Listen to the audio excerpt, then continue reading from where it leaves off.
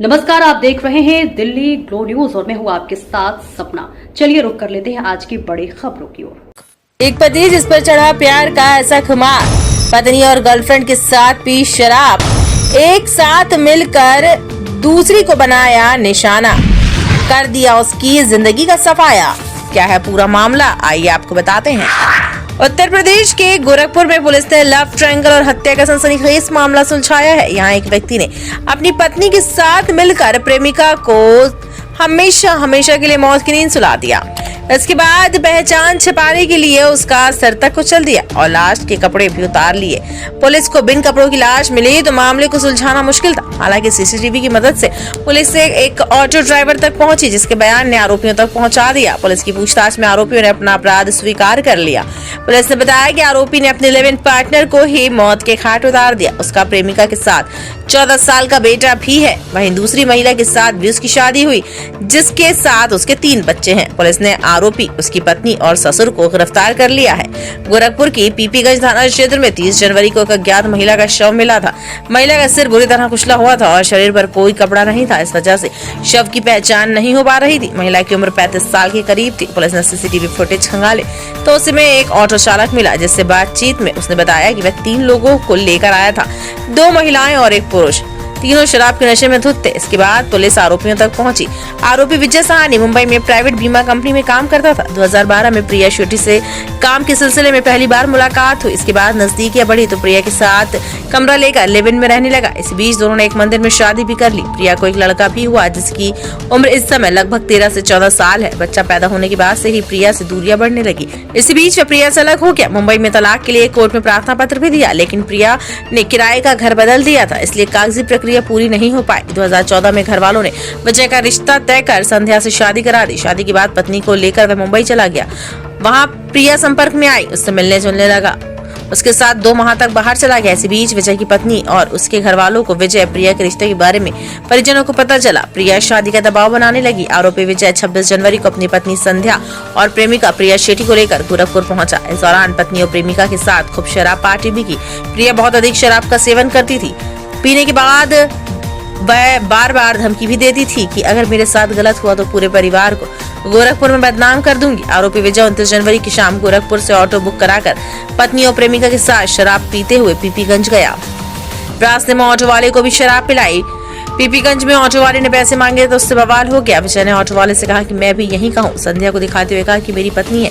पीपीगंज में पहले से ससुर की स्कूटी रखी हुई थी। पत्नी और प्रेमिका को स्कूटी पर बैठाकर सहज नमाज के लिए निकला। रास्ते में एक जगह तीनों ने फिर शराब पी। प्रिया हंगामा करने लगी तो संध्या ने किस तरह शांत कराया।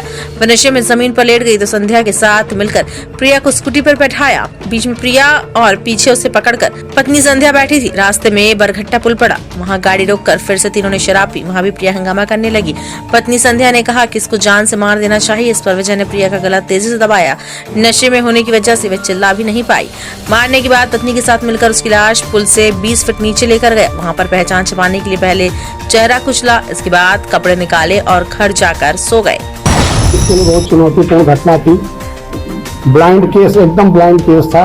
न महिला की शिनाख्त शुरुआती दौर में थी, न अभियुक्त कौन थे, कहां से आए थे, इसकी कोई जानकारी नहीं थी। लेकिन इस चुनौती को स्वीकार करते हुए गोरखपुर पुलिस के हमारी टीम में एसपी साउथ है, एसपी क्राइम के नेतृत्व में सीओ कैंपियरगंज और हमारी एसओजी सर्विलांस, चिलवा ताल, गोला, पीपीगंज और पीपीगंज में पूरे मेरा प्रभुदयाल, इन सबके कंबाइंड एफर्ट से इस केस का अनावरण हुआ है। पूरा प्रकरण ये है कि 2012 में मृतका और अभियुक्त का आपस में संपर्क होता है प्रोफेशनल कार्यों के दौरान। ये लिव इन में रहने लगते हैं। इस दौरान उनका एक बच्चा भी होता है जो मौजूदा समय में 14-15 साल का है। 14 में इसकी शादी यहाँ पे स्थानीय पीपीगंज में उस अभियुक्त की होती है। लेकिन इस दौरान जब पता चलता है पत्नी को तो आपस में विवाद शुरू हो जाते हैं। तो विवाद को हल करने के लिए इनके ससुर द्वारा कहा जाता है कि आप लोग अपने यहाँ चले आइए, यहीं रहिए। लेकिन इनके मन में कुछ और था। उसके बाद ये 2-3 दिन पहले घटना से यहाँ पे आते हैं गोरखपुर, स्टेशन पे रुकते हैं, होटलों में रुकते हैं, मंदिरों में घूमते हैं। फिर शाम को ये पीपीगंज में ऑटो से जाते हैं। वहाँ इनके ससुर द्वारा स्कूटी उपलब्ध कराई जाती है, जिस पे ले जाके उस पर पुनः विवाद होता है और मौके पे पति पत्नी ने मिलकर उक्त महिला की हत्या कर बताया जा रहा है क्या वजह थी हत्या करने की, क्या वजह थी? जैसा आपको मैंने बताया कि मृतका लिव-इन में अभियुक्त के साथ रहती थी। शादी उसको 2 साल बाद हुई। जब पत्नी को बाद में पता चला करीब 7-8 साल बाद, तो घरेलू विवाद शुरू होने लगे थे। मुख्य कारण यही था। हत्या कहाँ हुई थी? बसई मुंबई की रहने वाली है, जो अभी हमें वर्तमान पता चला है, और ये प्राइवेट सेक्टर में काम करती है। नहीं, हत्या कहाँ हुई थी, कहाँ पे? हत्या वहीं हुई थी जहाँ पे डेड बॉडी मिली थी। क्या नाम है मृतका का? और प्रिया शेट्टी। देखिए, जब घटना हुई तो पुलिस के लिए बहुत चुनौतीपूर्ण ये कार्य था। इसमें हम लोगों ने तमाम BTS और सर्विलांस का उपयोग किया, नंबरों के एनालिसिस की, CCTV कैमरों की फुटेज देखी, उनको को रिलेट किया, उसके आधार पर टोटल खुलासा हुआ। कितने CCTV फुटेज खंगाल लिए? करीब 100 से ऊपर CCTV खंगाल लिए। क्या दिखा सकते?